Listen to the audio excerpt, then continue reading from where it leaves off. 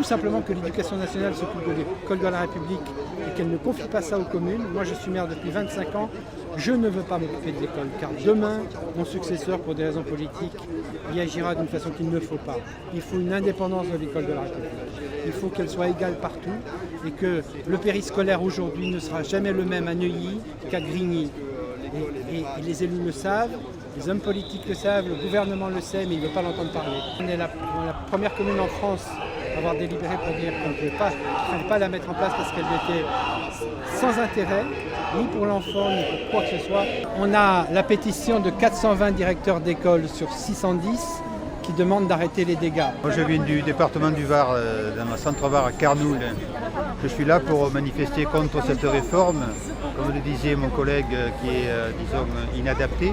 Je rajouterai qu'elle n'est pas imposée aux écoles privées. Il y a des pertes d'effectifs dans l'école publique pour aller vers le privé. Et les parents sont tous dans la contestation parce que l'organisation de leur quotidien est complètement bouleversée. Et je crains beaucoup dans les villages pour les associations qui vivent aussi au travers de l'animation et de l'accueil des enfants, qui se retrouvent privés tous les mercredis matins de cet accueil-là. Donc j'arrive de Haute-Savoie pour dire non à la réforme des rythmes scolaires. On se bat depuis 1 an et demi contre cette réforme, depuis qu'elle existe. Maintenant elle est en place et c'est la galère. On n'a pas suffisamment d'animateurs. Les enfants ont des journées pas possibles parce que c'est les mêmes, avec la garderie jusqu'à 19h le soir. Donc pour l'instant ils sont encore pas trop fatigués, mais ça va vite se gâter. Ah, l'abrogation.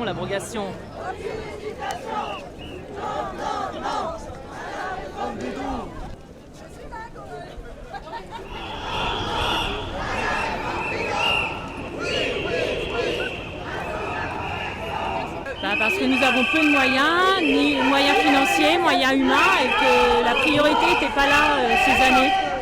Il y a d'autres priorités aujourd'hui pour les communes. C'est quoi la priorité?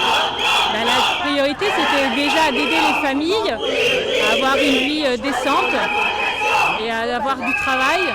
Et puis voilà, que les enfants, eux, allaient bien, donc il n'y avait pas de raison de les perturber eux aussi.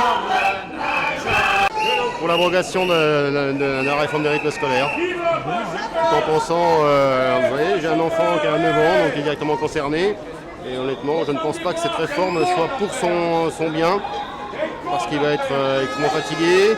Cette réforme se fait uniquement sur le dos des communes, financièrement, qui doivent supporter, dans un contexte budgétaire qui est quand même très compliqué actuellement, on le sait, où l'État se désengage énormément. Et voilà, il n'y a pas eu de concertation, on n'a pas les moyens financiers d'assurer cette réforme. Et du coup, maintenant, on nous impose des horaires qui sont complètement aberrants. Et de ce qu'on demande, c'est l'abrogation.